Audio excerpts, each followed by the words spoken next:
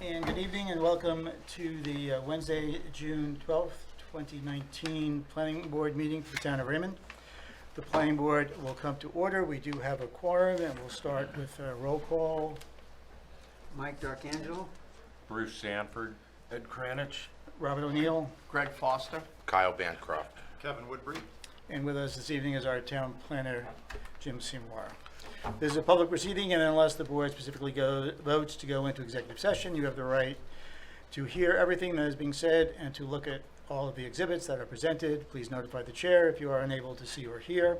The board works from a published agenda and will be considering tonight's items in the following order. We are starting with the public hearing for a slideshow disc golf, a sketch plan, two sketch plan reviews, and then a discussion of a site walk for Keystone Investments. In each instance, the burden is upon the applicant to demonstrate compliance with the provisions of the applicable ordinances or state law. All persons speaking, including representatives of the applicant and members of the public, are asked to stand at the microphone, state your name, address, and affiliation with the application. All persons speaking shall address the chair. Any conversations must be held in abeyance until after the board has formally adjourned. After the board votes on the merits of each applicant, it will prepare a written notice of decision. Because the notice of decision may substantially affect any appeals rights, and also as a matter of courtesy, the board asks that those attending the meeting with regard to a specific application not leave until the board has completed its discussion.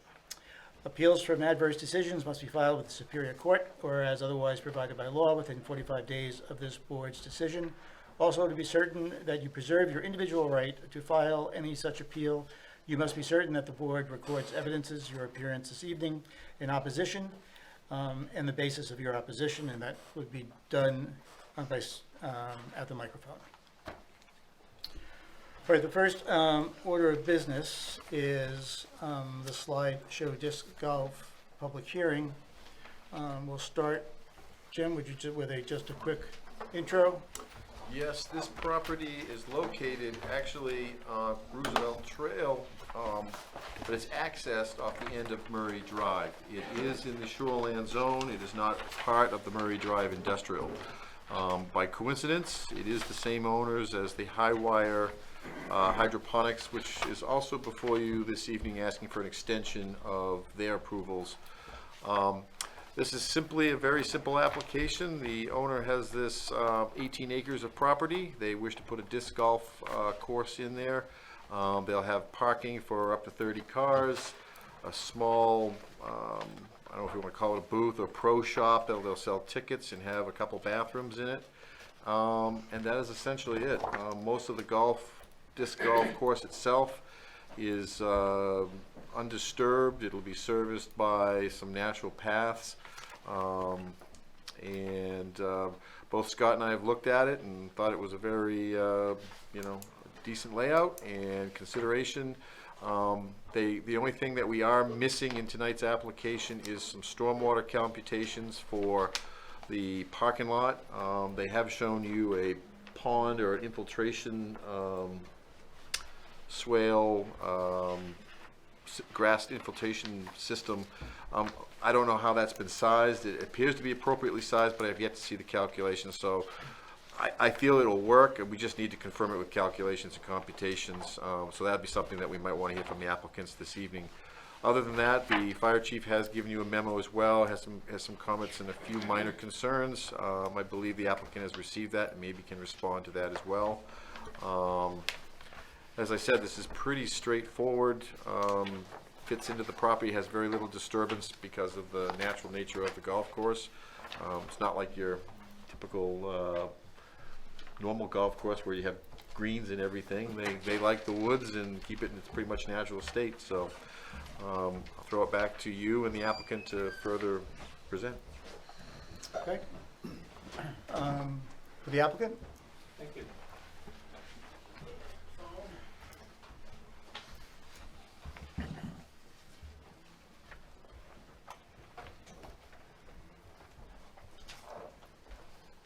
Make sure we're live. Is this on? Heard something. Is this on? You're not gonna hear it in here. Okay, so we'll go that it is, okay. Good evening, Rick Light with Light Environmental Design representing, Yes. You just turned it Turn off. it off. let's start all over. For your entertainment and pleasure.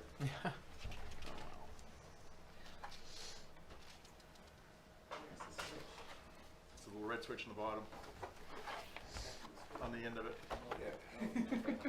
I'll be sure not to touch that.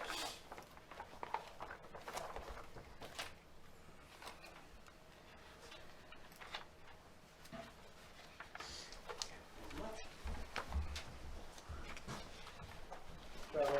So, Rick Light with Light Environmental Design, through the chair, and representing Sideshow Disc Golf, and Adam and Sean are here to answer any questions specific about the project, the course, and that sort of thing. What I'll do is give you a quick overview of the property, and then I'll show you, walk you through the actual design, what we're doing. So the property is this 18-acre long, narrow piece, 350 feet of frontage on Route 202. And as the board and most of the members will recall, Murray Drive is just north of there. And this was the prior approved building for the high wire, that last lot back in this area through here. And the access to this, the site has frontage on 302. The proposal would be to use Murray Drive to create an access just about in the middle of the site and have a facility for disc golf, which board sort of does a sort of a links type of a course out and back on the front nine and back nine, so to speak. So the property is completely wooded, other than a little bit of clearing that was done some time ago at the front by the, as you've seen by the highway, there's a little high knoll right along the highway here. And it's hard to see from where you're sitting, but these sort of brighter yellow areas are mapped wetlands. Wetlands were mapped by Mark Hampton Associates, and so those were actually field located, GPS located. And the whole intent of what we're looking for the permitting from the planning board deals with this area right here. But I wanted to walk you through what the disc golf course is all about. It's very low impact, as Jim said, but this, I'm going to show you in a minute, the area of actual site plan review is right here. But the way the disc golf, if anyone hasn't played it, maybe some of you have, as Jim said, there's no, disc golf plays through natural settings, it plays through the woods, it plays through and across wetlands. And you go and you can clear out some of the brush and do some brush hogging, clear out some of the trees as necessary to help give you a little airflow for the discs, and you can create challenges by removing or leaving trees. But essentially, it's within the woods. So there's very little disturbance beyond the actual infrastructure where you come in and have the pro shop and parking and that sort of thing. And we do have a couple areas where we will have likely have causeway or little boardwalks crossing wetland fingers here. And that wetland disturbance is well under the 4,300 square feet, which otherwise would require a Tier 1 permit from the Maine Department of Environmental Protection. So no permits there are therefore required. So the soils on site, we use the medium intensity soils. They're all as typical around here. They're all loamy sands to sandy loams, the Windsors and whatnot. So the soils are very excellent. And then the site sort of undulates in terms of slopes, which will really make it interesting for the course, because it's nice to have a little bit of character, playing with some of the knolls, putting tees on high spots and whatnot. And the basic, there's the wetlands obviously in the low areas, and then again it's undulating everywhere else. The way the course works is there's a small tee box, typically 6, 8, maybe 6 feet wide, maybe 8, 10, 12 feet long at most. So you can maybe get 1 or 2 paces, throw your disc. You've got a bunch of different discs, and then the green, let's call it, is really just a basket. It's a basket with a post, and that's pretty much it. And you can place them, you can move them. The only infrastructure with the course itself would be just these small little tee boxes made out of. You can either make them out of gravel, or you can make them out of concrete. But they don't do anything that would impact stormwater or any other level. They're so small of disturbance. So that's kind of the big picture on the course itself and the site topography. And as a sense of reference, by the way, and you probably see it in your application from the zoning map, this is in the LRR2, as you're aware, but the lake itself is probably 2,500 feet to Jordan Bay, to the closest point. So we're well away from the lake itself.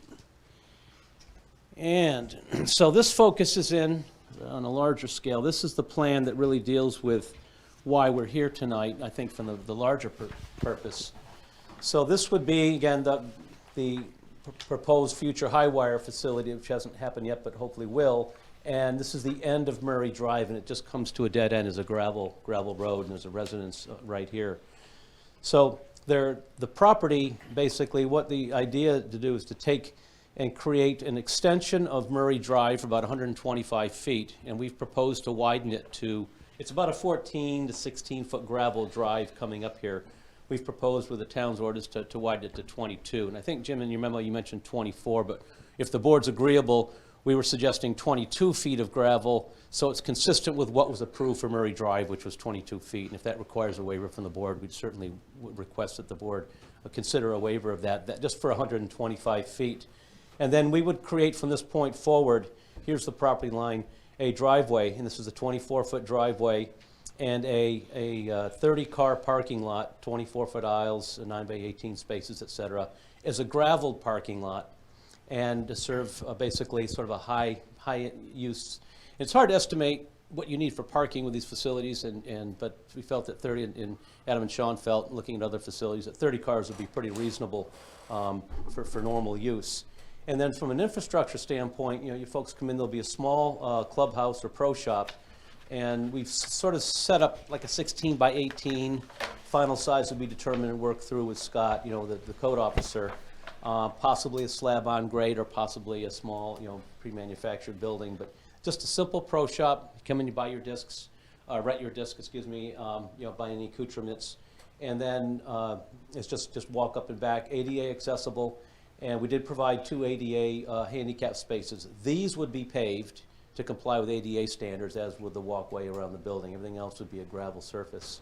And then we've graded the site so that it would be some fill in here. The site gently grades off, and there would be, what we're proposing, as Jim mentioned, is this under-drain soil filter to deal with the stormwater.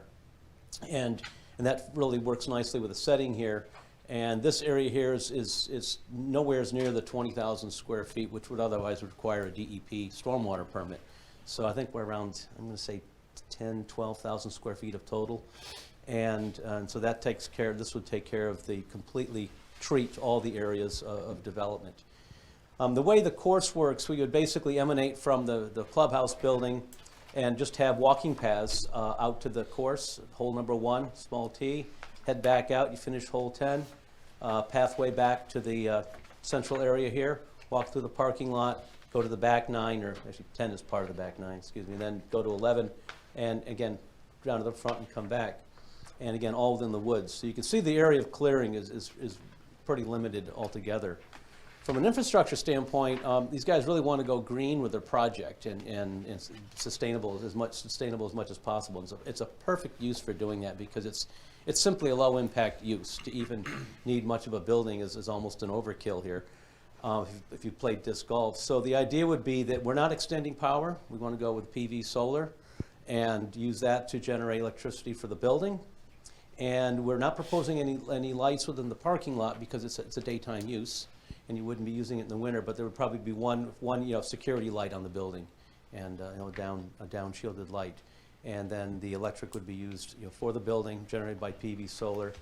The only other thing that would require power per se is we're proposing a septic system, a small leach field, and we've told what's an appropriate flow for a disc golf course. You don't get a lot of people using the restroom. There aren't numbers in the plumbing code. So what we'd like to have done, honestly, was to keep it really low impact, was to use like a pit privy. This is a perfect place to use a pit privy, much as you would if you went to a trailhead at National Park or at Acadia or anywhere else where you might have a pit privy, or up in the White Mountains.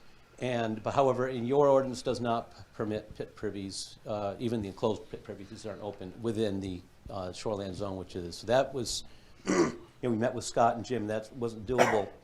So the other thing that we really, I think Sean and Adam would have liked to have done is a composting toilet. Again, very green and environmentally sustainable, and with it's just solid waste. It turns into compost. I mean, what's better than that?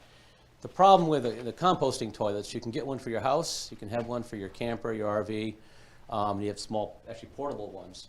Not too expensive, not too onerous. But if you're going to have one that's a commercial level, like you might go to a rest stop or a rest area, that sometimes have these green toilets. You need to have a digester. The digester is typically below, which means then also we don't have the ability for a walkout. You're creating a small, single-stall restroom structure on a slab or otherwise. You've got to have a full basement to meet OSHA requirements. You've got to have basically an 8-foot basement and get down into the basement. Next thing you know, you spent 20 grand just building the structure. You haven't even gotten into the digester and the composting toilet. So we did some research and figured that although that would be a great use here, it'd be perfect for this, cost-wise, it'd be simpler and easier just to do a standard septic system. So we did a test pit out here. Soils are excellent, and we would have a standard septic system, septic tank. And I think this would likely require a small pump, so the purpose of the PV electric also would probably service a small pump to the septic system. And we've sized this based on, conceptually based on 200 gallons a day. And, and the final HHE 200 would be submitted, with the code officer. I think that's pretty much it. The areas you see sort of in yellow are the areas of disturbance and grading, and that would all be just loamed and seeded. Other than that, that's pretty much the project, unless there's any other questions or comments from the board. Thank you. Unless there's any really quick question, I think I'll open the public hearing, just, So I do have some questions on the plan. yeah, we will get to it. Get to that? Okay. So I will open the public hearing right now at this time. Is there anybody that wants to speak for or against the project? Did you guys come in the back for this? Nope, you're, okay. Done. Public hearing closed. That was easy. Okay, now we can go. Bruce, go ahead. Okay, I did 3 items. The first, the sketch of Murray Drive on the small scale plan.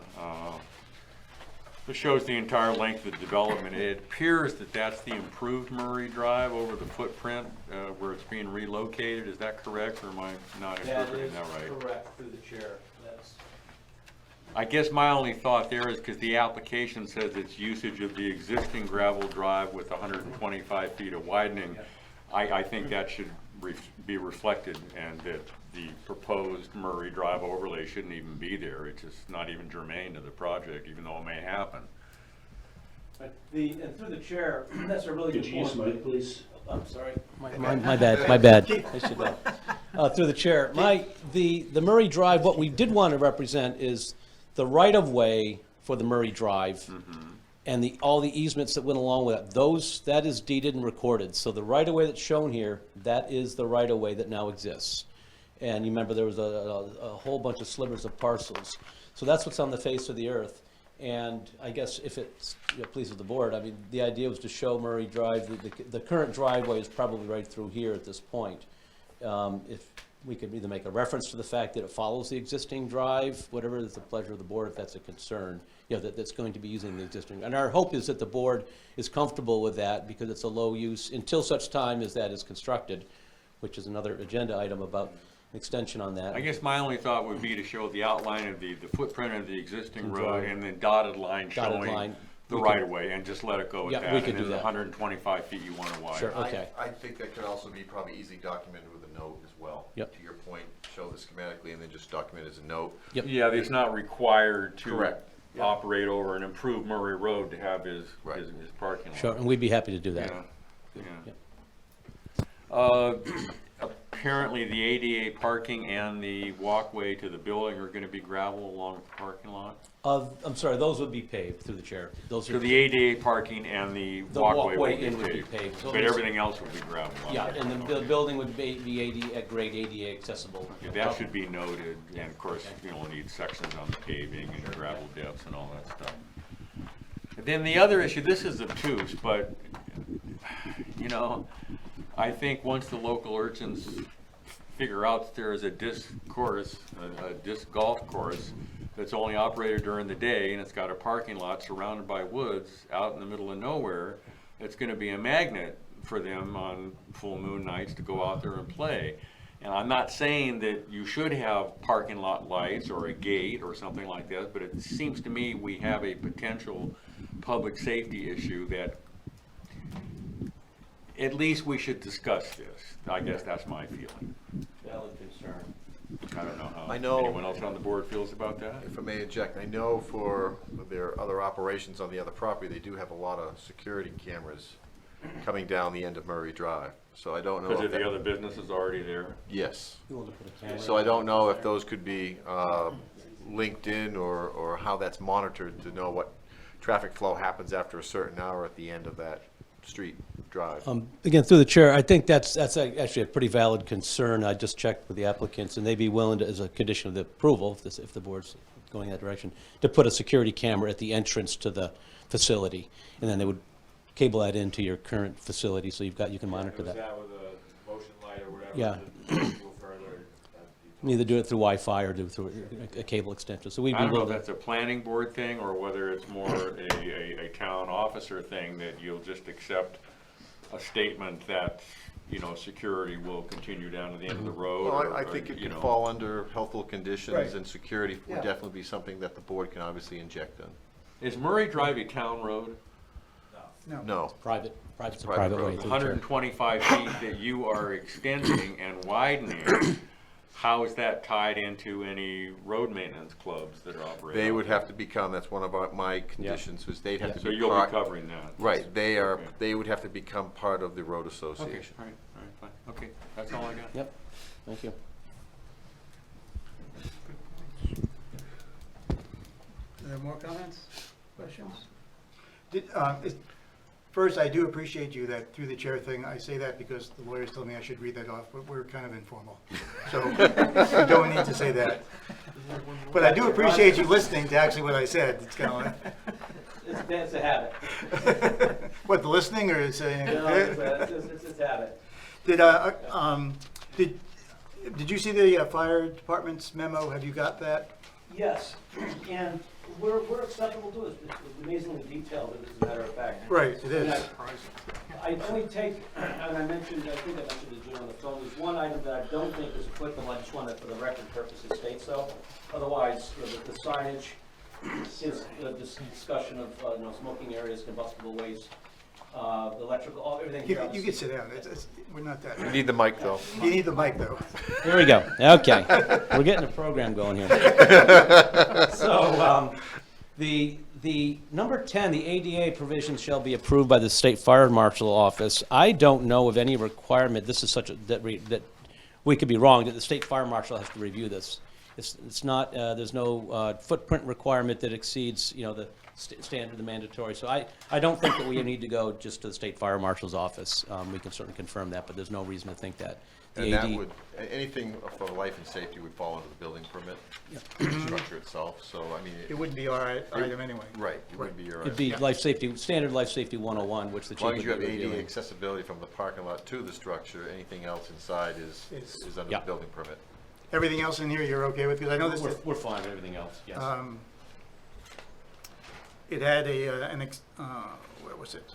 They wanted a little wider space for the, Yeah, the only thing that I spoke the to, access. I spoke to Wayne this afternoon, and one of his other concerns was to make sure that his UTV would have accessibility to those holes. So they need to have the paths at least 6 feet wide, and any bridges or structures that you have going over wet areas or anything like that would have to be 6 feet wide. You can do that? Okay, yep, that's fine. okay. The other thing that, and just to answer Jim's question, the 10-foot space, yeah, we have no problem with that. We would just make a minor adjustment on the final plan. Just, Again, I don't have a preference whether they're 9 by 18 or 10 by 20, as long as the aisles are consistently 24. That was the only thing, again, the Wayne had a question about was and I think I may have also misled him a little bit with that too. I know Murray Drive, one statement says, one dimension shows 20, and then I think another leader shows 22. It's 22, that was a mistake. 22, but yeah. I think we had shoulders as well, correct? Yeah. So I think overall, you've got more than 24 feet to get down through there. And I think that was a conversation I was having this afternoon, that whatever they did to extend would be consistent with what we did with Consistent, Murray yes, Drive. yeah. So I think he's okay with that, just as long as there's, 24 feet of surface that he can get the fire truck in, should he have to get in Yeah. there. And again, just to be clear, we're talking a gravel extension, that's what's there now. Right, Yeah. right. I got a quick question there. I noticed on some of the letters from the fire department, they talk about road pitch and degrees and this and that. is that at all applicable to the existing conditions of Murray as far as the way it sits right now? That, do we have anything from the fire department that says the existing road as is acceptable for extension to We a don't. He only looked parking at lot? what they were extending coming off the end there now. Obviously, later on this evening, there's a proposal to extend the original approval, which was for all the improvements on Murray Drive. I mean, that's something you can put there as a condition that, you know, prior to occupancy, the fire department shall sign off on accessibility. I think we need that as a condition, yeah, Didn't we look at that Murray they'll Drive? accept Murray Drive as existing Right. for fire truck access. But didn't we look at Murray Drive the last time this came to the board? Well, for the improvements, Right, I don't know if we Oh, look. oh, okay. The Yeah, improvements but have we're not not been made. improving it Right, right now. right, It's- okay. There We're is- being there asked is- to accept an existing road with some widening Right. and extension, and the fire trucks still have to get over it. Yep, okay. And I believe there is adequate gravel surfaces to get down there because they're pretty wide when you get to the end. But Very to your wide, yeah. point, it would make sense that at least, you know, that there's a lot of fire items there that the fire department sign off prior to occupancy to include access and I think we need maneuverability. a note from them, something to that effect, yeah. For what it's worth, they've been there several times and have no issues, so, up the road anyway. The fire trucks have been there several times? Yeah. False alarm, well, Oh, no. Truck fire one time. Yeah, Fords. 30 parking spaces, just a swag, based on some sort of research, you said? Just it was kind of a looking around, they've looked at other courses.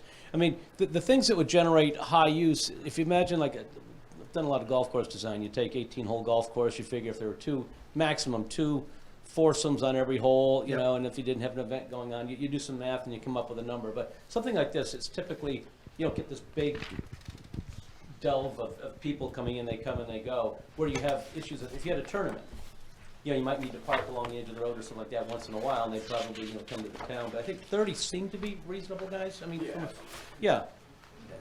So, Reasonable because, Because if you had, 30 people on the course at any given time, that's probably about average. I mean, assuming everybody drives their own car, and again, like that's on a fairly busy time. If you had 100 people, most courses around here, I'd say, in North Yarmouth, wherever, have 100 people throughout the day on a pretty good day. So I can't cite any exact facts about that, but I've played a fair amount and talked to a lot of these owners. yeah, I'd say, on the weekends you might be a little busier, but 100 people a day is, I'd say, about your average. And again, that's 15 to 20 cars in the parking lot at any given that's time. right, over the Okay. course And how long of does the it day. take to typically play a round of disc Hour and golf? a half, 2 hours. Oh, okay. Well, It's filtering through pretty quick. depends on how well you throw. Yeah. You can spend a lot of time in the brush. You know, that's why actually bush hog. You can spend like in golf. You can spend a lot of time looking for your disc. So you mean if I play, I'll come out with more frisbees than I went in with? Yeah, you might. Yeah, you might do that.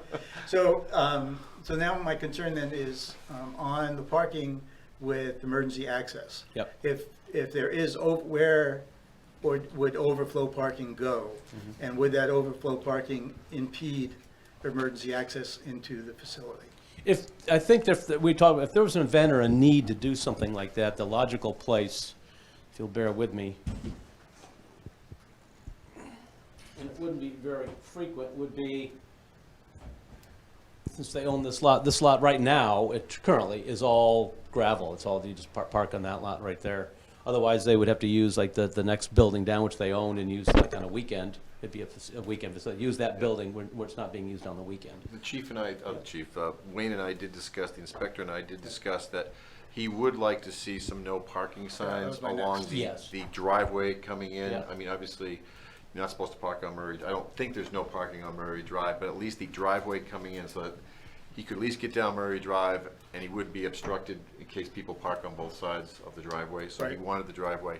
The other piece to that too is where, looking at it tonight and understanding, where people come off of 9 and then go to hole 10, they're cutting across that throat Yeah. coming into the driveway, and just for site accessibility, it may be warranted to have some kind of signage saying throwers or participants crossing or something there, just because there will be quite a few people crossing right there. Right through here. No, actually, Jim, that's a good point, and we could do it. We'll make a note on the plan to put a sign there for, Yeah, just pedestrian something pedestrian crossing sign. Or put a speed limit sign or something to slow down warning. Okay. Bob? On a tangential issue that Bob mentioned about overflow parking, I'm not trying to throw out roadblocks, but I'm just, one thing that concerns me, we heard some statements about historical disc golf course usages and load levels and how many cars a day and stuff. I just know from playing golf that if you have an 18-hole golf course and if you have 2 foursomes on every hole, that's 72 people, or 144 people yeah. right there, which if people come 2 in a car, that's 70 cars. Worst case. Right, Okay? right. And so what provisions do you have, or do we need fallback provisions based on a, 12-month vehicle count that gives us information as to actual loading of the parking lot? If overflow becomes a problem, what logical extensions of that parking lot could you include or maybe impute on the plan if that becomes an issue for your own protection, Fair question. I don't know, guys, if, We own Yeah. we own every property next to that lot. If you flip that around on them. yeah, Directly across the street, we haven't done anything with that zone. Where there's the hammerhead to turn around for high wire. these are vague, He's gonna have to use the podium. Yeah. use the podium, I'll use this, how's that? All right. 19. Could you just give us your name and all that kind of good stuff? Adam Nappy. Anything else? Yeah, that's good. Okay. We own the 2 big lots Yeah. right there, and we bought Dean's building, so that's right It's there. right here, And then we own right next to that, Yeah. which Yeah. is up, yeah. And of course, we own the high wire spot there. Is the lot on the left that shows that little driveway squirreling into it, is that, I drove up there and I saw a house that looked like a basketball court and a big dog standing on it or something? yeah, Is that's that upper left-hand lot right Yes, there? it is. Is right that there. yours? Or that's a No. little farther on, okay? That's a home. Private lot. Okay. Yeah, the squares are ours. Gotcha. What's not Yeah. there, the This, 30 this, acres, this. but Okay. that's a home there, yeah. So if need be, of course, we got the high wire building, it's gonna go up some point, but where the hammerhead there, if need be, overflow, that's all leveled now, that can be overflow parking there. That makes sense.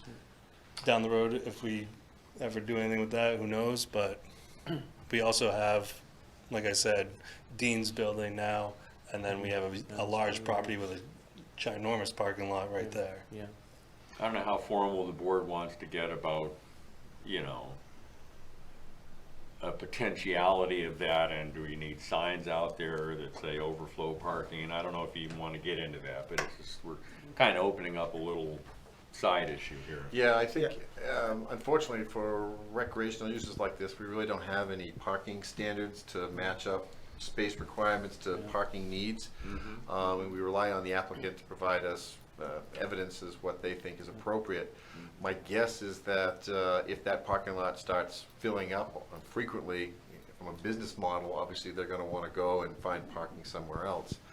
I don't know if the board wants to entertain that we can monitor this for a year and see how the parking is working. I mean, we're gonna rely on their evidence. We're not gonna walk out there every day and check the parking. Right. Well, we do have a residence that we need to be. Right, and cognizant of. as you were saying that, I was thinking, again, that gets back to the whole signage about, private driveway. Right. And we'll need a sign plan of something here to monitor this, that no parking, private driveway, and then Right. no parking along the driveway itself going into this facility. But I think as if to your point, if they've got a backup plan at this point, I think that's acceptable to us.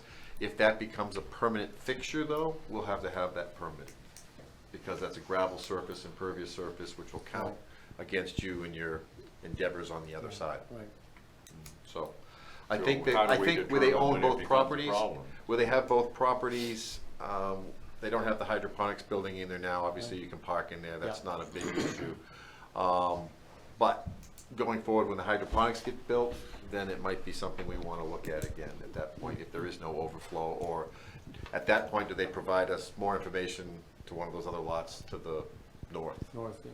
Perhaps a note on the plan simply stating that should additional parking be required due to operational needs, that the board recognizes that this lot could be used temporarily for that. And even if you want to put a sunset on it, Right. excuse me, saying after a year of operation, if they want to come back and review it, if it's been an issue, obviously these guys are going to be concerned about it because it's going to affect their business. Right. That they need to come back for That's some good. formalizing of that. I think that would be reasonable. Yep. Excuse me. I do have one question. If we do have a tournament currently, and there's absolutely no parking on Murray Drive? Or can we have a permit saying there's parking, or we can just have the tournament one day and people can park along Murray Drive, considering that it's 24 feet wide? In the inspector, it shows the unobstructed 20-foot access road and driveway to be listed as a fire lane. Right. So that, I don't Answers think that that question. bends or with a tournament or anything. I mean, Not on the driveway section, but Murray Drive, I think, is the question, you know. Sure. this is access road and driveway. Yeah, but they don't own, they get permission to access over Murray Drive, they don't own Murray Drive. Okay, They do, Well, but we not do. this particular, they do, but not this LLC they own. yeah. I think that maybe we have language in there, there's a tournament, they need to come to the town with a parking plan. I think it'd be that simple. Should be pretty Yeah, straightforward, yeah, just get a straightforward. temporary That sign, makes you know, sense. If you have a big event, you just load parking. If you Yeah. come to the, if you have a tournament Yeah. event, you just need to provide the town with evidence of overflow parking. Okay, right. I mean, it could be even off-site, and they might shuttle them, we don't Mhm. know, but I mean, there has to be a plan or something to that nature. And they own a couple businesses down there, I'm sure they have adequate parking for a tournament event, which would probably be on a weekend. Yeah. Most likely, Yeah. yes. Yeah, or after hours or something, and probably not in the Yeah. middle of the day, but And if it that is, then you just need to provide us an overflow parking plan. Sure, and that would go to the code, go to Scott, to the code That'd go officer. to and your- Scott, yeah, correct. Yeah, I think that makes total sense. And just put a note on the drawing to Yeah. that effect. Agreeable. Okay, anybody else? No. I would just comment Yeah, that, go ahead. that I think it would be wonderful if you guys get so busy, you're having tournaments that create these kinds of parking issues, and really it's for your protection in the event there's some sort of emergency, and heaven forbid an emergency vehicle couldn't get down there, and it made the difference between life and death. That's what we're all trying to avoid. Oh, 100%, Sure, yeah, yep. absolutely. Very understandable. Now, I'm probably gonna shoot myself in the foot, but this is along the same permitting. We always throw a barbecue at the high wire every year, and we sometimes have a little overflow parking. Should we get permitting for that, or, So easy to not set that. I know, but Again, if you can, keep them off Murray Drive, that's all I'm gonna tell you. I 10-4. mean, Yeah. It's no different than any other private road. We don't police every private road in town. Right. You know, but from a practical standpoint, the fire department would like to have Murray Drive free and clear. I think the really Yep. only major concern would be is if it gets blocked. Right. yeah, it's never been blocked. Yeah. Yeah, okay. Yep. Okay, anyone else on the board? Good questions? The leach field design and calculations, Stormwater. no, this is back to leach field for, you said 200, it's a 200-gallon system. The septic system is a 200-gallon, I believe a 200-gallon-a-day system. Wait, I mean, I don't, someone who knows more than me, what is that, how does that equate to a home? A 4-bedroom, 5-bedroom? A 3-bedroom home would be 270 gallons. Typically, a home design is 90 gallons per day per bedroom. We design houses Okay. off bedrooms. So I'm thinking if we're looking at, if 30 parking is about right, you're looking 60 to 90 people, 200 gallons, you're looking about, you know, what, 40 flushes? Something That's, like- yeah, it's not- that's not very many, Right. especially if you're going to hold a tournament. It's going to get, and you're going to be, you know, that's not a lot of usage. Well, you know, I'm assuming this is a single seater is the plan? Yes, this would be a single unisex bathroom, and I'm going back to look at my flow calcs. And the plumbing code has provisions, let's just say, if this was a pit privy, if it was permitted, there are provisions for what they call limited systems. And they give you a guidance on, you can actually do a 200 gallon a day. And to be clear, I didn't mention, but it's in the application, now we're talking about this. We're not proposing a well. There's no, you know, this is gonna be a small tank and then just hand wash, you know, which is permissible by the plumbing code. So I think the direction we took, I'm looking for my calcs, it's probably in my file, but we did, I think we used one, like the recreational facility under the table 4 of the 50 gallons a day, caught me off guard, but We used table 4 on the plumbing code, and I think we used recreational facility, and it's something like 2 gallons a day per person or something like that. I don't have it right in front of me, but I could certainly provide that to Jim if the basis was. You know, so that, and that would go through HIG to 100 to Jim. And we could certainly up that if Scott feels that we need to up that. We could certainly, we've got the room, we got the soil. Oh, yeah, I know you have the room. Yeah, and- yeah, but and it's- but to be clear, we typically don't design a system like that for your peak event. In a peak event, they would get a Right. permit for a porta potty. I mean, I would think that would be the way you typically go, because otherwise you're over-designing it for a once. Sure. Yeah. That's the way most sporting venues operate, you know, Little League or anything like that. Right. If they have a tournament event, they bring in porta potties. So that, again, maybe you have a small section here that you just have, you know, large-scale events, and you have a note about parking, and you have a note about wastewater Right. on the site Okay. plan. We can add a note to that effect, yeah, for events. To make it clear that system size for normal use based on the following, any events are anticipated to have porta potties and secure a permit for a porta potty. Would be happy to put a note in the plan. Okay. And could you just, and when you're doing that, would you, in that final submission, would you just give us a little bit of how you calculated it? Yeah, so we'll put the calcs right in the note, yep. And then, so then my next is the electrical demand. It's going to be solar to battery, It's a solar to battery PV system for that. and there'll be some calculation as far as the amount of amps being drawn by both the pump for this system, the CCTV camera now, and, That would be based on, yeah, the electrician based on electrical code and would have to do that. We do a lot of solar work and other projects, and like with revision. And they typically go through all of that, you know, especially with net metering, and they'll calculate Yep. that. As far as the camera, I'm just sticking my neck out here. The camera, if they're gonna put it at the entrance, could either be on a battery basis or solar basis, either way, or cabled from the nearby building, yeah. okay. Yeah. Just as long as we have, there's some, Basis for it. yeah, there's some basis Yeah. for the amount of, the sizing of the electrical Yep. to the Yeah. load that you're anticipating. And I do believe that the chief mentioned that too, but he referenced some codes here basically that I'm not familiar with under the electrical code about using photovoltaic systems. Yep, okay, Okay. all right, Stormwater was the only one that I had. Yeah. yep. And have you had any conversations with Walsh Engineering? I think is going to be doing Yeah, it for you. and what I did is, actually, it's size based on, it's based on the DEP handbook, we just didn't get into the calculation, so it does meet the standards. We will provide, if the board's agreed, like you mentioned in your letter, Jim, we're working on the calculations now and the pre and post for that area, and we'll have a stormwater calculations and a final letter report for that, like in the next week or so. So if that's acceptable to the board, you know, comfortable, it's sized to more than meet even the DEP standard of treatment, which isn't even required on this location. So I think we'll be fine with that sizing. If the board's comfortable with us providing that information to Jim. Yeah, and if they do provide that, that will meet our standard for phosphorus export as well, meeting the DEP standards. Right.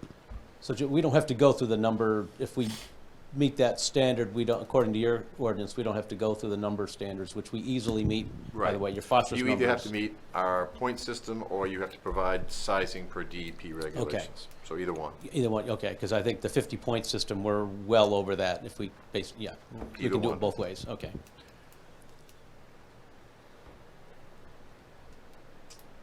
Any other questions from the board?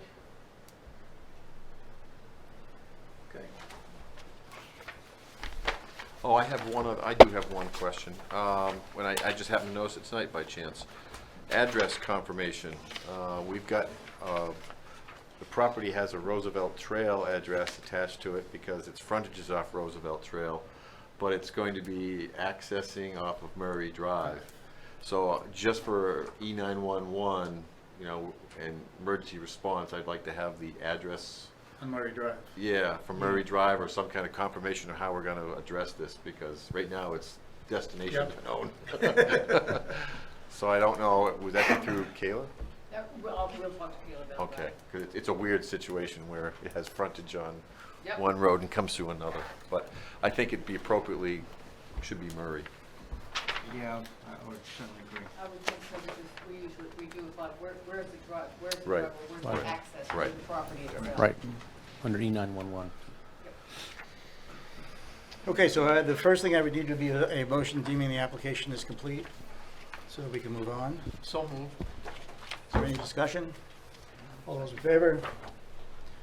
Opposed? Okay, so the application is complete. The application has to be approved under both our site plan and our shoreline. I think we have discussed most of the stuff already that is in the site plan. We've got the surface water drainage we've just discussed, right? And you're okay with that, Jim, on getting those Stormwater? stormwater? Yeah, as long as they provide which they're going to do, I mean, the sizing for that would be what we request. Okay. That's a technical issue that I can address with, I think Silas is the one that's gonna be doing that for you. Silas Carrot. Okay.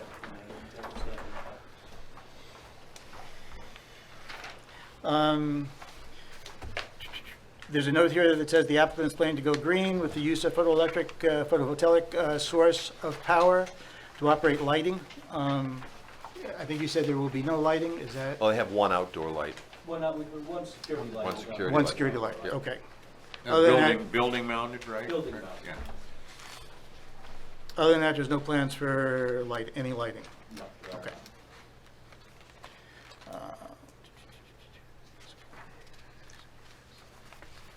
That seemed to be the only outstanding issues in the site plan review portion. Does anybody else have, I'm trying to avoid having to go through this piece by piece, since we've kind of discussed this already. Yeah, I think I've been trying to kind of keep track of the potential conditions here. Mm-hmm, And one I have is the plan note talking about the actual Murray Drive location versus the proposed, a note clarifying that.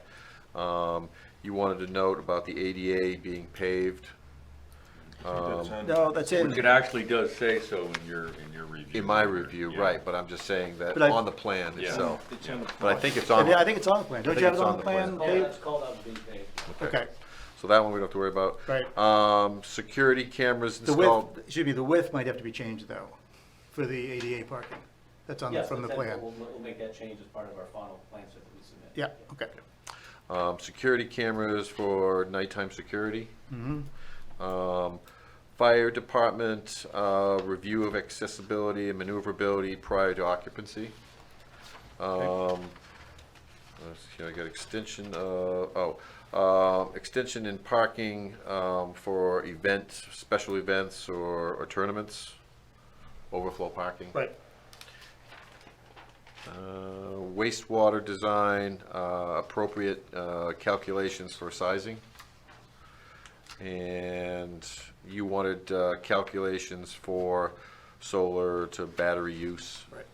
And stormwater. Somewhere, okay. Did we miss anything? Are we gonna require no parking signs on Murray? Yeah, that would be, well, that's part of the fire department. We should just add that in compliance with the fire department's review. With the exception of note 10, because I think we've all agreed that that's not a requirement in the fire department. Oh, the ADA, Yeah, yeah, I think, the state fire marshal right, I review. think we've all, Yeah, and I think that all comes back to Scott in the end anyway. okay. But if we're gonna add that, I think we should delete Okay. out, just so we don't. So per fire inspector's review, deleting item 10? Yep. I believe it was item 10. Yep. Yes. Okay. Okay. Okay, let's move to, let's do it all at once. Let's move to the shoreland zoning. I think you end up with a duplicate of almost the same. Almost everything, yeah. It starts on page 5 of Jim's memo.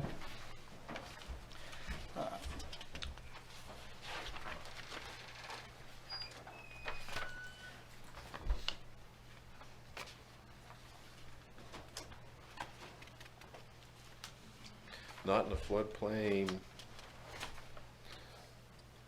Doesn't impact shore cover. Do you have under the shoreline, and I don't think the site, but do you have a SHPO letter or?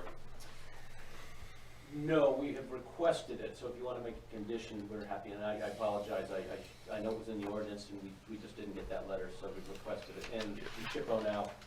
I know. US mail, you can't do email. I know the pain. Yeah, So it would be just subject to the receiving confirmation of the State Historic Preservation letter. I don't expect Okay. that we're gonna have anything come back, but you never know. You never know. So shoreline zoning is subject to receipt Right. of SHPO letter. Okay. All the other points from the shoreline zone basically carried over from site plan. Okay, yeah, I don't see any. there's nothing- Wastewater and stormwater all carried over from Yep. site plan. Okay. All right. Is there any other discussion on the application? Board, will be happy? Go ahead, Greg. All right, let's see. Move that the application be accepted as written with the conditions so noted by our planner, Jim Seymour. The best way to do it. Yeah. I think we should have Greg list them all, don't you? Oh, no. No, all right. Some of my notes are blank, you don't want that. We'll have the findings of fact next meeting anyway. Is there a second? Second. Any more discussion? All those in favor? Okay, that's passed. thank you very much. You're welcome. You know, I think we have a correspondence where you're here, I believe, right? Isn't that where we have that? Oh, for high wire? Yeah. You let's wanna do that Yeah, right let's now? knock that right out. Okay. Because they're all here. It's very simple. It's a request for another year extension on that approval that they obtained. The only thing would be is that the conditions relating to the road improvements, I don't know if we had those in months, Rick, or whether those were specific dates. They were, I think they were in the timeframes and related to the building construction. Okay. Yes, I think it's still, I got the plan right here. The only suggestion would be is that those have to be referenced back into the new extension based on reference. Because it was, the improvements on the road were based on timelines. There's a certain period of months to finish. Right. X, Y, and Z. And that's the only thing that just needs to be confirmed, Okay. which we can do. And again, we'll give you another, Fact finding, fact. yeah, we'll give you just maybe just a summary of what that means and have you sign it. Okay. All right. But we do need a vote, though. Yes, you do. So does everybody understand the issue? So under our, kind of our sunset clause, the approval that the board gave for the, to Highwire would most likely expire before the actual construction gets underway. So the board set this process up so that applicants would have to come back to the board in case things have changed. We would get a chance to review. So an application wouldn't sit out there for 10, 15 years, and then as a current a current application, that thing could be kind of implemented. So it's just, this really is just a procedural type of vote. In this case, we're going to extend it for, we want to extend it for a year, and hopefully it'll be done by then, but there's been no real changes as far as I know. No changes. All the conditions that went with the original approval will apply. All we'll just do is make sure if there are dates that we reference those in to be correct. No, I meant, but there's no ordinance, we've begun no ordinance changes that have effect, because I haven't been here for a year. No. No, No. okay. No, nothing in this one would be affected. Actually, what we did do is we clarified the language for the sunset provision, actually, so that's the only Okay. change. Can I get a motion then to extend? Well, I have do you have a discussion? first of all, just a quick note. I think that any language for approval of the extension should include a statement that the extension does not in any way affect any of the specific conditions on the approved site plan related to the timing of the construction of Murray Drive and site improvements. Rick, in his letter, he says, while indeed there are specific conditions on the approved site plan related to the timing of the construction of Murray Drive and site improvements, which arguably are tied to the issue of final occupancy permit, there seems to be that does raise the question of what are the specific conditions. I don't remember. And by granting an extension, are we doing anything that impacts any of the specific conditions? I don't know. If we're going to grant an extension, I think we should be clear that we're not allowing the extension to overturn any of the specific conditions on the approved site plan related to the timing of construction of Murray Drive and site improvements, other than an extension of time. Yeah. And that's it. That's it. It's just No, extension. no tangential. No, we're just offset. extending the No, time. they're separate. They're Everything actually- else stays in Yeah, place. even though these two are, they own the same properties, they're two distinct LLCs. Oh, okay. So what they do is what they do, and the other one is subject to its own. So they're all subject to their own individual terms. Yeah, so we're essentially, we're simply extending the approved plan with all its verbiage. Correct. Correct. Correct. Yep.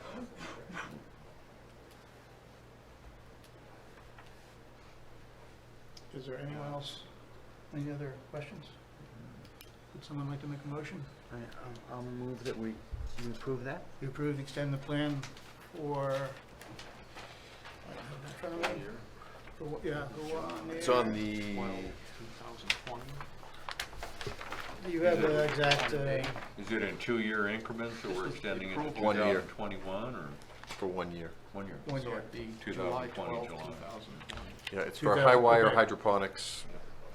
Until July 12th, 2020. Right? Is that it? Correct. 12th of July, Yep. 2 years, yeah. Any other, oh, is there a second?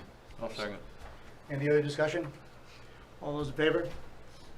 Okay, no one opposed, done. Thank you very much, appreciate it. You're welcome. Okay. Dustin, thank you for your patience. You were going first and you wound up going last. He almost went first. He Almost was- went, yeah, he almost went counts. first. Almost counts. Right, something. Horseshoes. Horseshoes, that's it.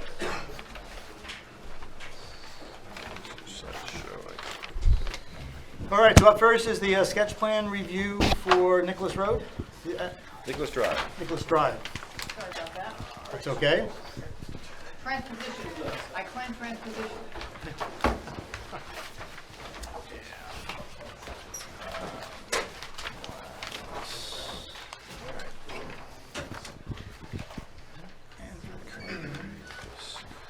So you actually, I'm sorry, I'll let you get your packet. Oh, it's right in front. Yep, okay, go ahead. You actually saw this back a few years ago. Oh, It came in. memory for- check, huh? Yeah, memory check. It actually came in, it never went anywhere. It came in, it got tabled. They were looking to do very similar, extend the road, maybe not quite in the same fashion, but very similar. And it just kind of died. So it's back before you now. The first part of Nicholas Drive has been built. We're not exactly sure to what standard. That's part of the discussion that we'll want to have. That's the old file. Yes, it was Cassie Steinlosk. Steinlosk was the applicant way back when. But anyway, so part of the condition would be we want to see what the condition of Nicholas Drive is as far as depth and width and things like that, and the engineer will have to confirm that. But they're looking to extend this deeper into the lot. This would be to build two, Dustin? Two lots, even though the rear lot is really two lots.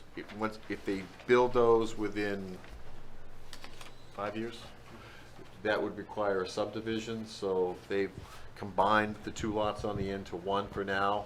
At the end of 5 years, they want to come back in, they can extend the road again, or if they can't wait 5 years, they have to come in for subdivision. But as it stands right now, we have two lots looking to do this road improvement. It would be built to a private road standard because there's already two houses that access this, so now you're in that 4-lot, and that requires a private road, so that's why they're here before you this evening.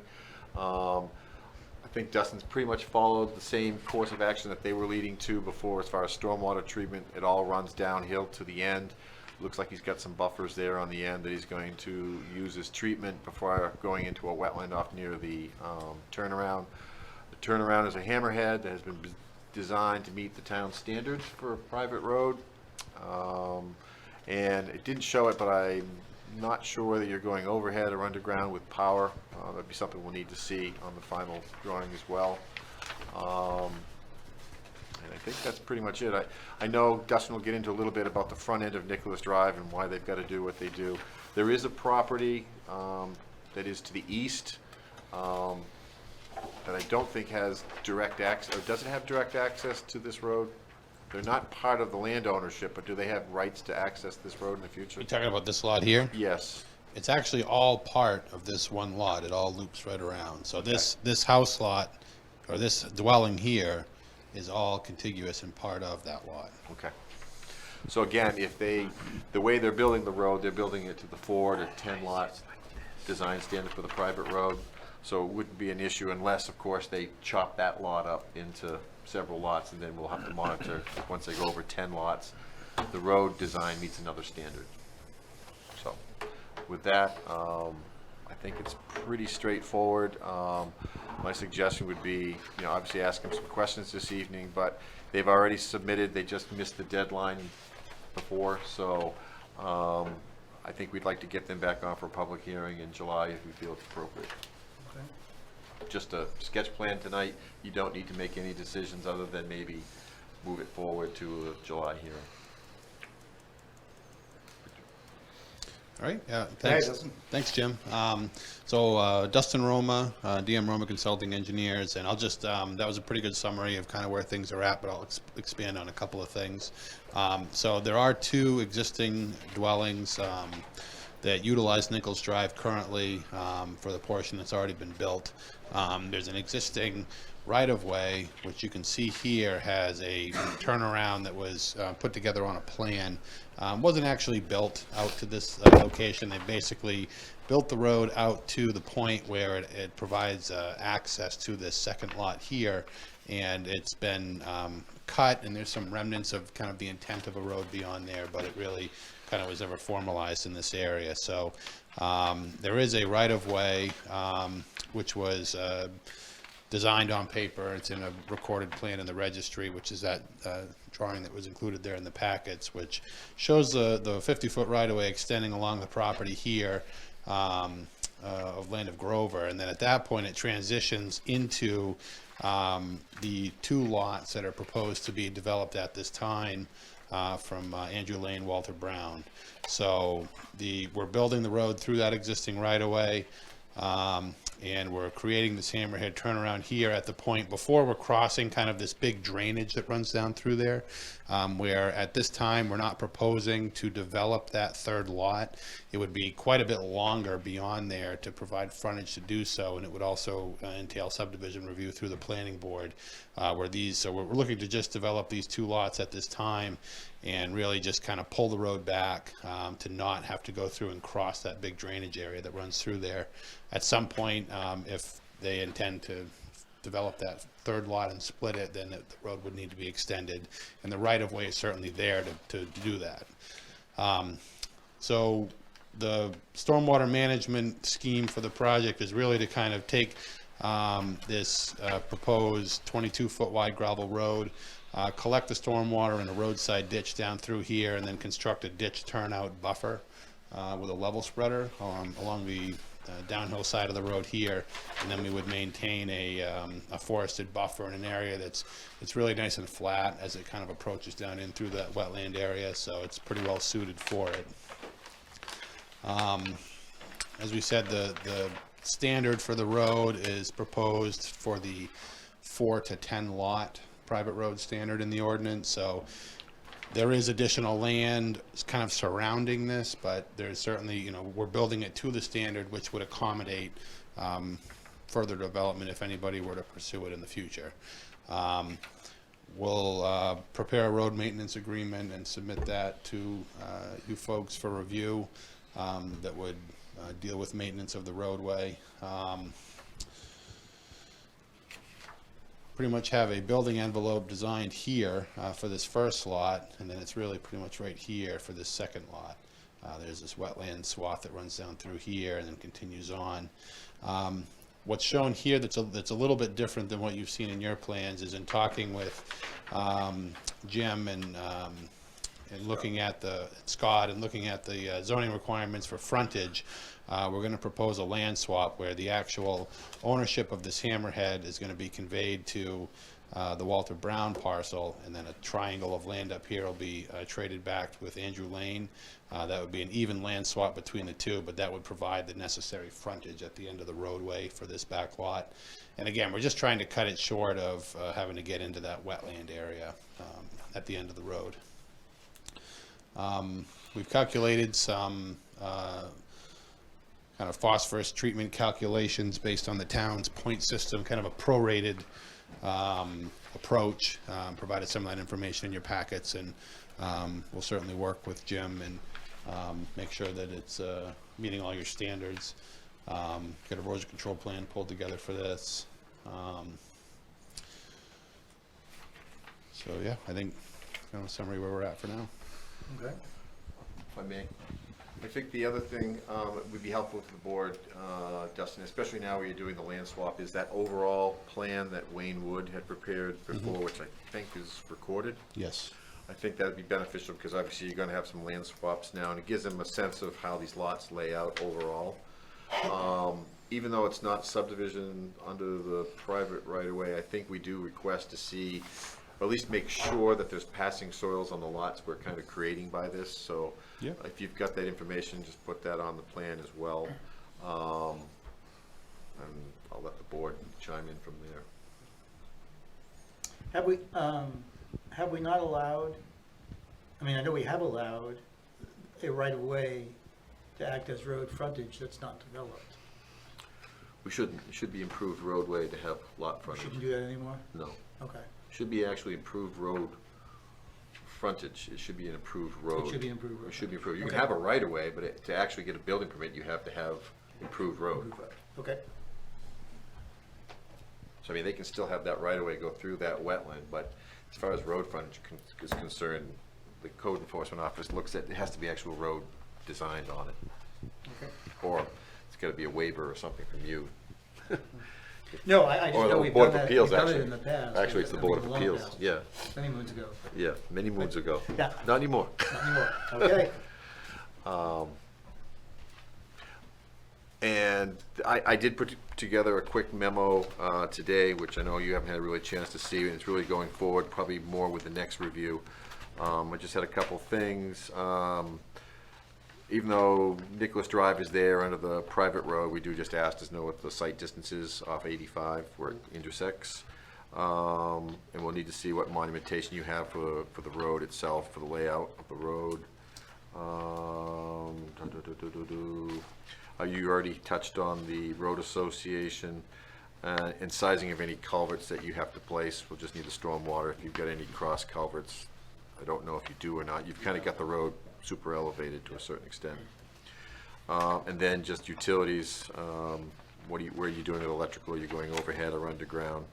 I don't know if the board has any concern about that. Well, it's supposed to be all underground now. For subdivision, but. Subdivision. Yeah, but this isn't. True. It kind of hits that. And then lights. I don't know if the board wants to, or we should, if there's a need for at least one light, maybe out at 85 where the road intersects. Mm-hmm. Maybe a pole, is there a pole out there? There is, because there's overhead power that comes into the site now, so.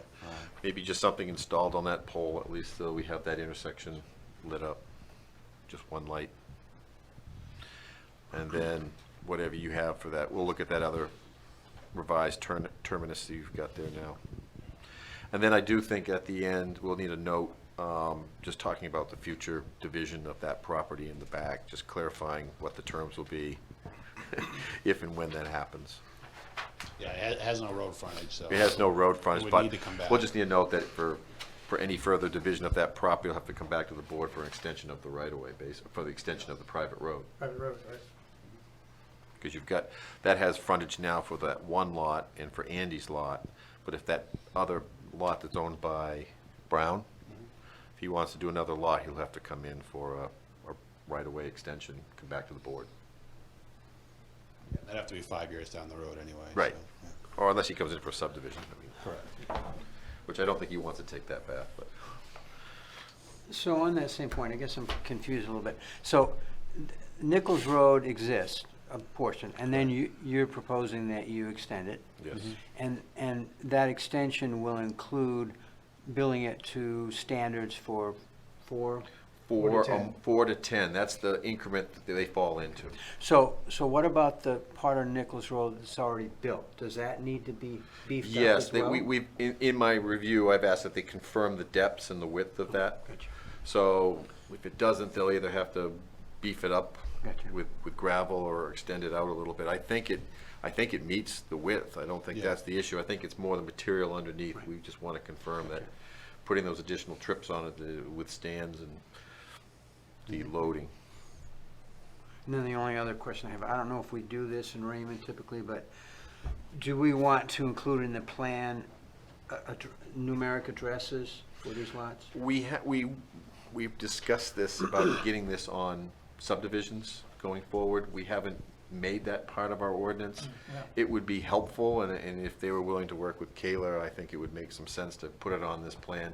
Just makes everybody's life easier going forward when they're trying to get permits or electrical, information to utility companies that the addresses are established. Yeah, I couldn't agree more. I think We can get it, it's helpful for Caleb. Yeah. For Yeah, workflow. that's a great idea. I mean, we might want to even look at that. That's one of our items that we have going forward on the subdivision. Right. I don't know what we do in site plan, but we've talked about that, getting that information right on the plat. Mhm. So that going forward, we know the addresses, so it's not time consuming for Kayla to do Right. it. No, well, we have to at least modify or add to our ordinance Right. requirement. But- Yeah, right, we have to add it to the Yeah. ordinance, yep. But that would be a great thing to do. That's a good idea. Does the applicant have any questions for us? Not specifically, I would say that, it sounds like from our conversations that our intent would be to work with staff and hopefully get this advertised for the July meeting for a public hearing, and provide the additional test pits and just some information on the existing portion of Nichols Drive with hopes that we could get final approval at that meeting. So if there's anything, if the board, needs to discuss whether a site walk's warranted or anything like that, we'd like to just try to get as many of those items discussed here so that we can hopefully work towards a final approval in July. It's pretty straightforward with the road, I mean, The road is there. Yeah, I don't see, on this one, I don't see it, I mean, the grade is pretty, it's got one section that's 7%, but that's coming off almost the end of the driveway now, but then what they're really designing, they're at 4.7%, so it's not very steep down at the bottom. It actually levels off to 1% near the end, so it's not like the one you dealt with tonight that comes in at a steep pitch near the road. I think the only concern may be the amount of wetlands that you're showing here, is to make sure that you can show us the building envelopes are outside of those wetlands. That would be, I think, probably one of the major, that we would need a sidewalk. So, Yeah, we can provide that, we can show how a building would sit on that Yeah, lot and everything, we can show that. Yeah, that's not a Yeah, I think problem. if they give, that's why I'd like to have that overall plan, because I think it clearly defined, you can clearly see how that lot shapes and how a building could fit on that. yeah, we don't require that, but I think it's. We don't, but But at times it's very helpful. if there's a footprint that we feel is squeezed, we can request that Yeah. show us how it And you're fits. okay with that? Yeah, we're happy to do it. Okay. Yeah, that's fine. So other than that, I think the only thing the board needs to do is just make the recommendation that it be placed on the July agenda with appropriate materials. Time for the notice? We have time to note. I think that's one of the things we'd like to do is like get the notice out, and then we'll work with them. The notice has to be 7 days prior to the meeting, so we do have some time. You have a lot, though. Don't you have to get that out to them before? A week before they have to run it, so, Yeah. Jim and I discussed that today. We'll Okay. do that. Yeah. So if he gets this information in the next week, we'll have time to do that. Yeah, I don't think we need a motion to do that. I mean, if the application Yep. comes in, Okay. then it can, Yep. I think we can schedule it. Okay. I don't want to do the motion and put that in, No, it's fine. you know, things Just as happen, long as we right? have a- And it may not, the Yeah. application may never show up. Just because right now, the way it's set up in our chart and flow chart, the due date was today, but actually they've got a little more time, we can get the notices out. So it's just really give them an extension of a week to get the materials in. Yeah, I don't have any problems with that. Okay. And even though we're talking about it as a sketch plan tonight, we did submit an Yeah, application. they have an and everything. application in, so I think it's just really kind of working through these final pieces. Mhm. So I think we'll be more than okay to put this on for the public hearing in July. Yeah, I have no objections. The board, okay? Yep. Okay, all right, yeah, All right, so that's all I've okay, got. that's Yep. it, all right. Thank you. Thanks. I think you're up again though, aren't you? Don't we have another one? Aren't you, don't go away yet?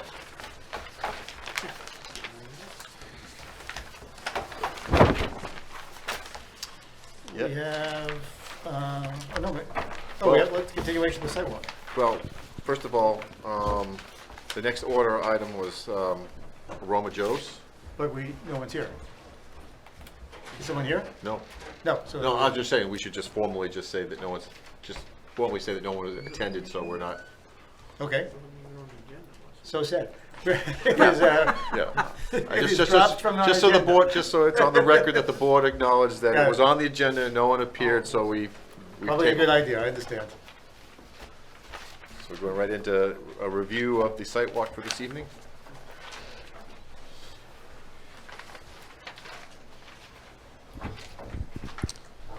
So what, Lead were off, they here sure. for you?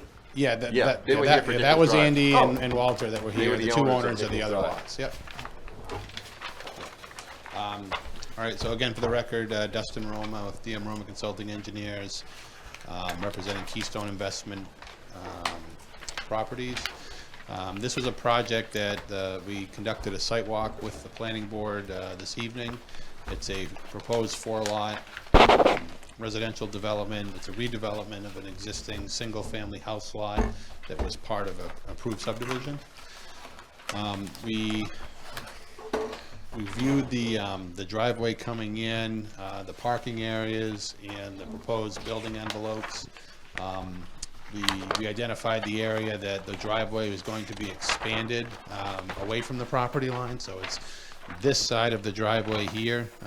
We're expanding it out so it's a 20-foot width. It'll be almost twice as wide as what it is currently.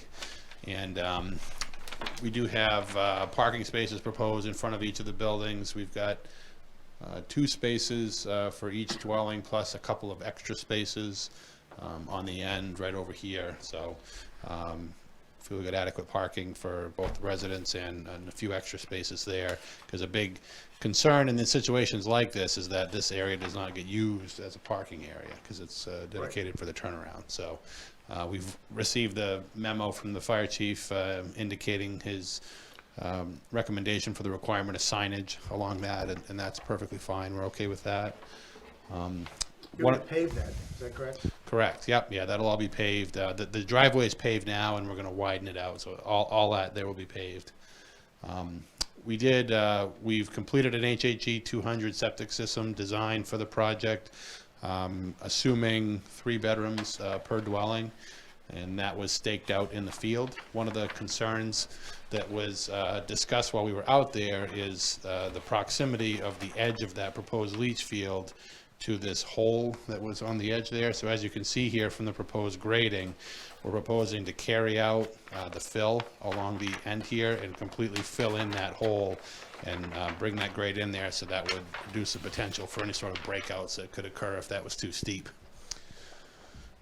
The stormwater coming down from the site, one of the major components that we're designing around is dealing with the water that comes down off the hill and directing that in and around the buildings, but not trying to concentrate that in any one area. So what we're gonna do is we're gonna just bring that around these 2 buildings here, but maintain a flat slope along this pavement area and this lawn area. So the water, as it comes across here, will sheet across the pavement, and then we'll go down over. This is, you know, a fairly steep slope as it comes down through there. We're actually gonna be making it a little bit more gradual to fill it in down over the embankment. And then this area is a very flat, wooded pretty densely forested area that we were seeing with this ridge line that runs down in through here. So what it does, it kind of collects all the water and just kind of sits in this area right here, pretty much soaks into the ground, and then if eventually, if you were to get a big storm event, it could potentially kind of make its way down this way, and then there's road culverts along Roosevelt Trail. But we think this would be a good area that currently provides some levels of stormwater management through infiltration, and it'll continue to do so through the development. And we're agreeable to making this all a deeded forested buffer that would be for stormwater management and would also provide visual and noise buffering for the residents of these buildings. Existing well is located here for the property. We have, with this leach field being here, the leach field for this adjacent building is here, and the well is further down on this side. One of the things that was discussed at the site walk was just the tree limits for this property are fairly close to the property line. So in cutting this additional area for the leach field, there is that shed building that's here right now. In cutting that out, there potentially could provide some view openings here in between the two properties. So this area seems like it's going to maintain fairly wooded. I don't think we're going to need to cut as much as I'm showing here for that leach field. Now that we have the final design for that with elevations, I'll be able to accurately depict where that line is actually going to be for the forested area.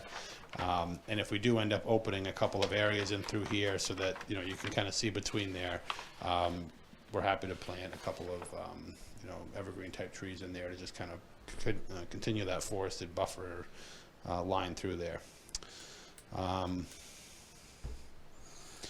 One of the items that was brought up in the revised email that came through on the fire chief's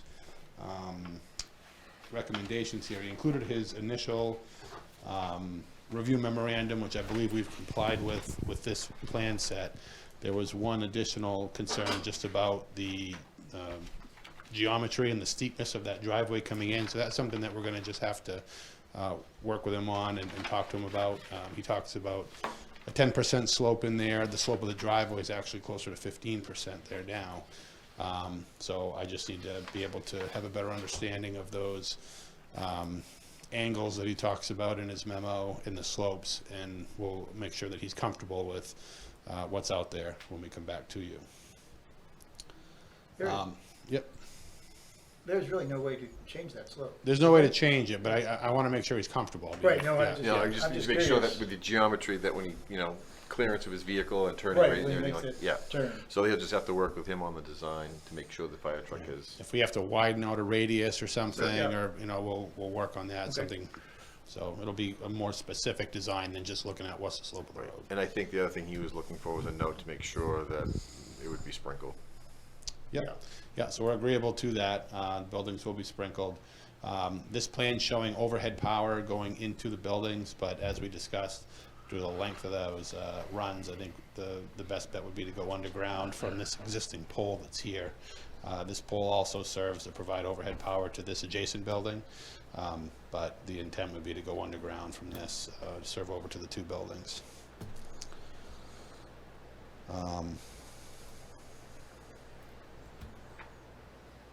Yeah, we can also provide some information as to site distance at that driveway. Again, we're utilizing the existing curb cut there, but we'll provide that information on the plans as to what that site distance is. Sitting out there on the shoulder of the road, Yeah. people do go by at a good clip.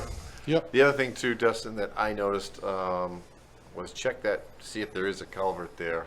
It appears that there must be, but if it is, I think part of the board will require you to clean that out and rip wrap both ends, because I don't think it's protected with rip wrap, and I think it's probably plug solid.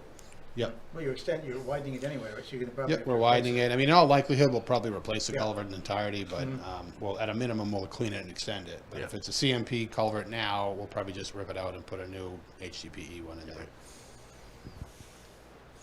Do we want to think about making sure there's a little bit of riprap there so it doesn't get replugged?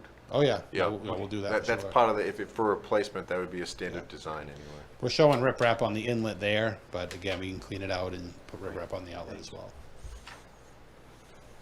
I think you covered most of our concerns from the sidewalk there. Okay. Yeah, the only other thing I would, I'm just putting it out there, is from the, oops, sorry, microphone. From the edge of the pavement down to the tree line, what is that slope, or what do you project that slope to be?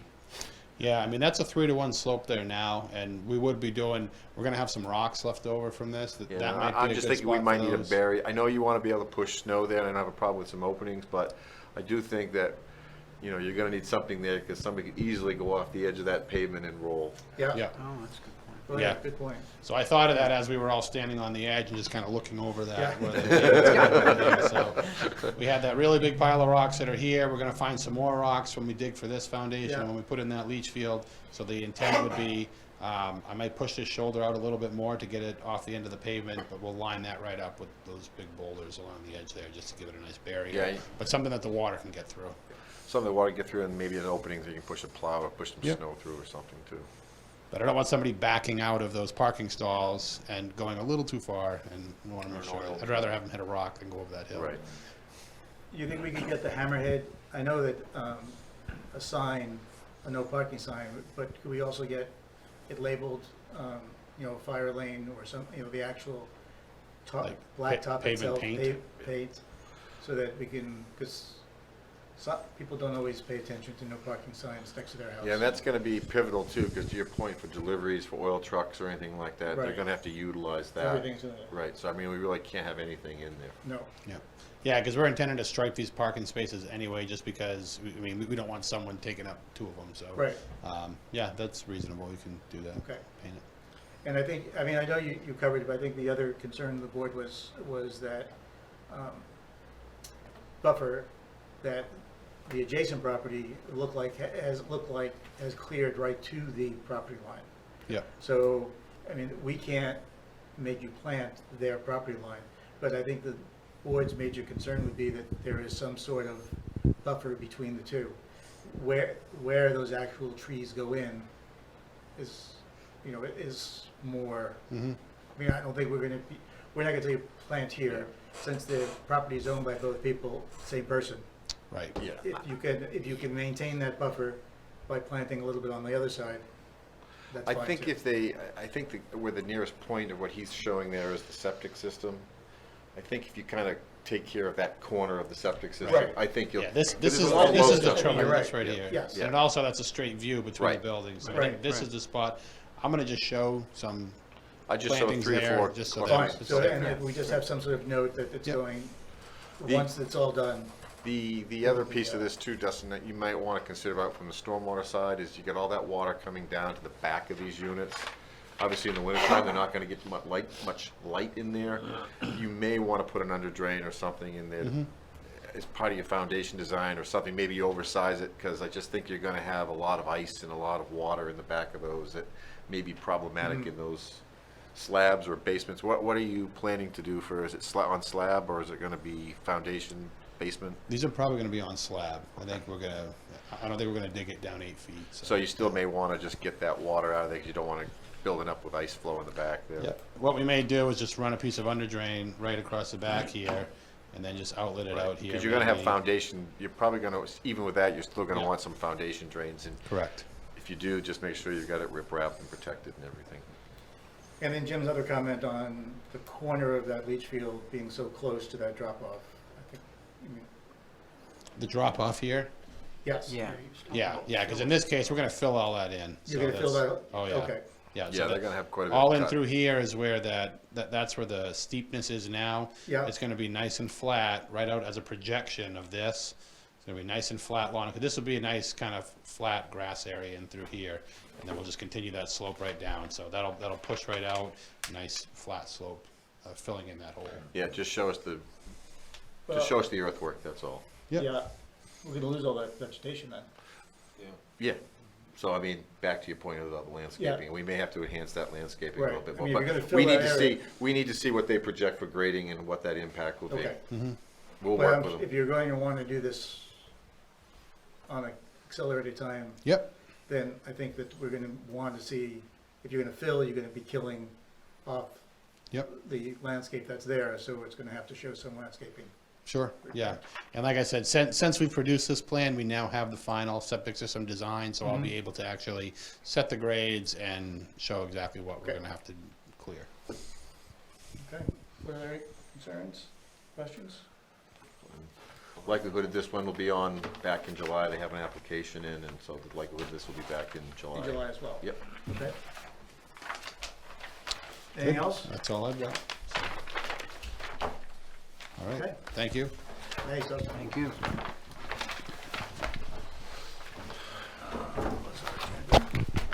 From the standpoint of communications, the only other thing I've got, because we've already done the extension for Murray Drive, would be your seats here at the table, the chair, Oh, yeah, vice that's right, chair. we have to do the election.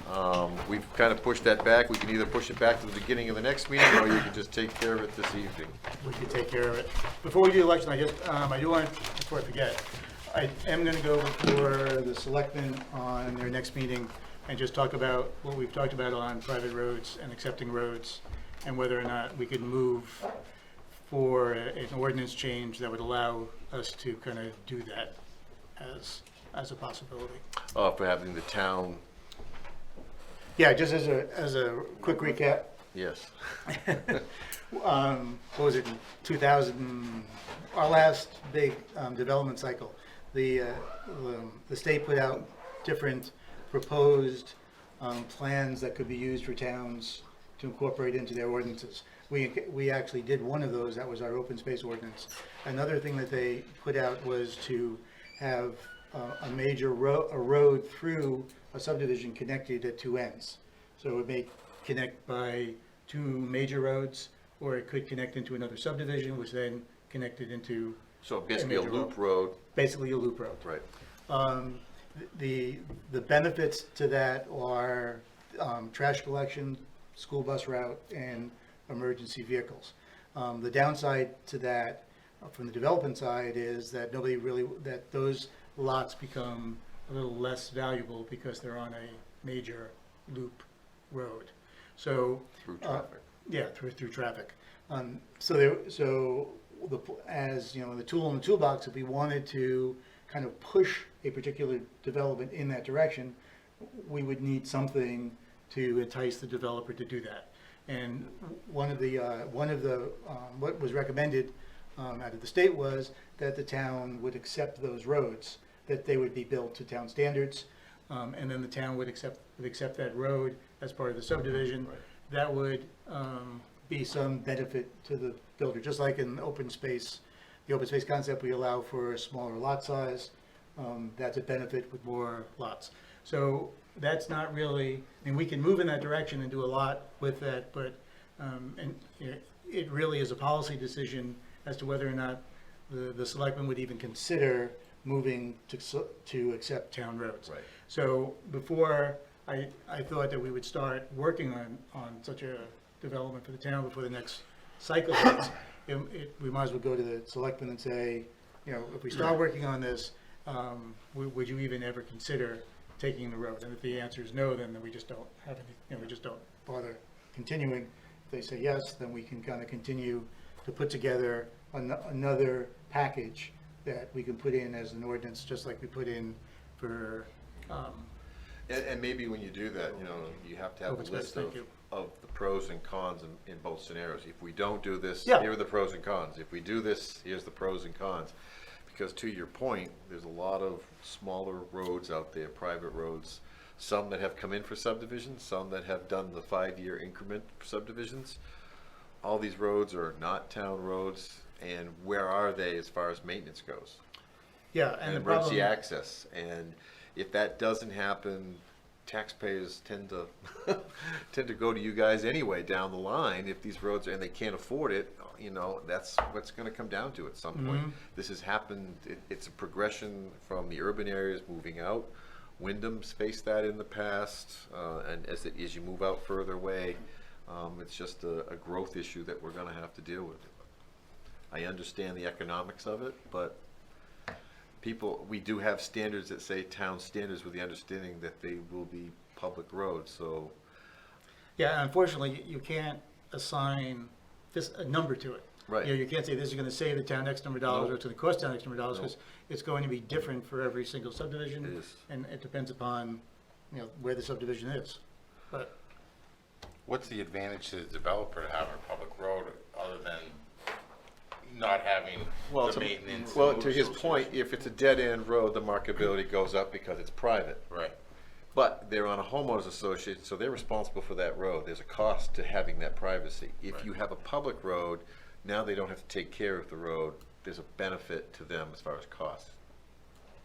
So the question is the benefit of losing your privacy but gaining a public road? right, right, but the developer really doesn't gain or lose. I mean, once it's sold and into the homeowners association, the developer generally removes himself from that. And then to bring the road for a subdivision up to a town standard versus a private road, me just looking at it off the rip here, I mean, there's a big difference there in your grade, in your depth, in your Yes. width. Yep. And Yep. so, I mean, the advantage as a contractor, I don't see it. I mean, Well, I don't necessarily think we're doing this for the benefit of the developer. I think we're doing it for the benefit Sure. of the homeowners and for the development potential of the properties in general. Because what we end up with is this dead-end road. There's a parcel behind it, it's blocked. yeah, You know, even if we do put a connectivity right away to that back piece, it's essentially blocked because now you gotta come back through to all those property owners to get the connectivity. yeah. and the other thing we can do, as we did in open space, is we can reduce the lot size or the road frontage along the loop road. Right. So that the developer would get an extra lot. Well, that's why he said, what can we do to entice Right. the, because I mean, obviously, you're gonna have to do. I think if Yes. you're looking at this, these would be the open space subdivisions for the most Right. part. Yeah, These okay. wouldn't be your typical 4 or 5 lot subdivisions. These are gonna be 12, 15 lot subdivisions. Sure. But it really gets back to just kind of master planning the whole development out and the parcels around it in the Right. vicinity. It's really taking the 10,000 square foot view versus the just over the treetops. Yeah, And it's just kind of long-term planning, it really falls underneath that, you know, Mhm. and where are we gonna see that happen, you know? But we do have a lot of parcels out there that are very large, you know, and I don't know where we are in the cycle of building, but obviously we're in a good cycle right now. And, you know, you've seen a few, It's picking up. it's picking up, and it's gonna move out this way eventually. yeah. Oh, no, that's for sure. But I think that in order for the town to, I mean, pavement, everything else, drainage, I mean, are we gonna defer people from wanting to develop here? I mean, adding that extra cost is, that's a big money issue. Well, yeah, I agree, and I don't think we're looking, just like open space, we're not looking at mandatory. Yeah. Yeah, it's We're- optional. We're looking at an optional. Okay. And optional optional in the sense that it would be beneficial, or at least an equal trade-off for the developer as for the town. So we're not saying this is what you're gonna have to do, it's gonna be an option, hey, if you do this. We can do this. Okay, If you're willing yeah. to do this, then we can do this. And I think one of the other things that you gotta look at is the environmental impacts. I mean, as much as, you know, gravel roads are nice and cheap, they do create a lot of environmental impacts with the runoff and the sediment transport they have, which gets into our lakes. You know, I know people talk about the hydrocarbons that come off the pavement, but that's a short-term situation. The stability outweighs the gravel issue. I'm just looking at it from a construction, just the Absolutely. additional, that You know, upfront cost. and trust me, if the select board does, you will have debate between Oh, yeah. developers, you know. Sure. But I think the way you do have to structure it, it's an option. Yep. You know, it's another tool in the box that you can utilize that everybody's, hopefully it's a win-win for everybody. Sure, yeah, that makes sense.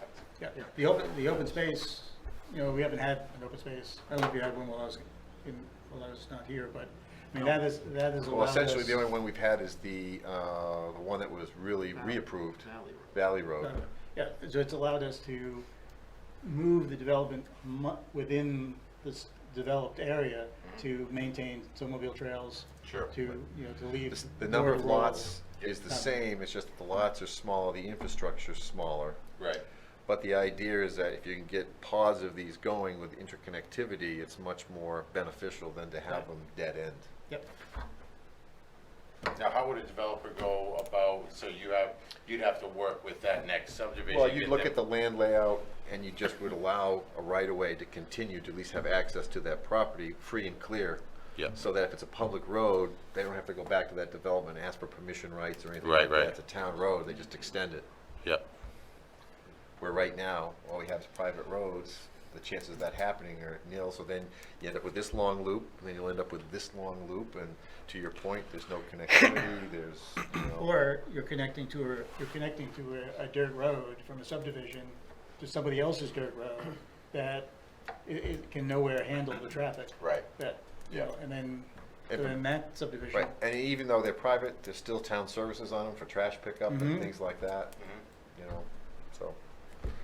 So if I could just comment a little bit on, I worked in the town of Gorham, and the difference between a subdivision that was on a private road, I mean, they got the plowing issues, they got the maintenance issues, so most people there, most potential buyers, wanted to make darn sure that road was gonna become a town road. And I Mhm. think that's gonna happen more and more in our outlying areas, and I know I live in a subdivision now, private road, we gotta maintain it, we gotta somehow pay for paving, we gotta pay for plowing, whereas someone in a subdivision in Raymond or surrounding community that's on a town road, the difference is astronomical in cost. So, Right. yeah, there's a privacy concern, but man, it's, you know, it's weighed against that expense thing, and geez, am I gonna have to chip in 20 grand in 10 years to be my share of paving this thing? I mean, people are really worried about that. Mhm. Right, and then the other problem is that with a lot of homeowners associations is, there is no homeowners association. It's on paper, but it doesn't necessarily exist. And those get to be substandard, and then a lot of those may be on town contracts for winter maintenance. Well, town still goes in and may damage its trucks, or you know, or fire prevention goes in and they can't get in because it's too wet in the spring or whatever. So there's life and safety sometimes involved with these things too. I think the likelihood I think the cost, I think, is what they're gonna, at the selectman level. Oh, yeah, I'm not expecting this. Oh, yeah. I have no illusion that they're gonna jump up there and, oh, yeah, let's do that. But, you know, it's worth asking, you know? Sure. Yeah, and to your point, until that policy changes, we're spinning our wheels. Right, so it's Promoting no it. sense, Right. no sense spinning if we don't have to. Right. So that's a good place to start. That's, right. All right, so the last order of business is we need it's election time. Of office, chair, vice chair. I nominate Bob for chair. Second. Any other nominations? I nominate Ed for vice chair. Well, let's do one at a time. We'll do two. All right. Yeah, it's fine. You deal, you want a ticket together? Yeah, all's in favor? Opposed? Okay. Bob and Ed. I move we adjourn. Second. I got you. All's in favor? Done.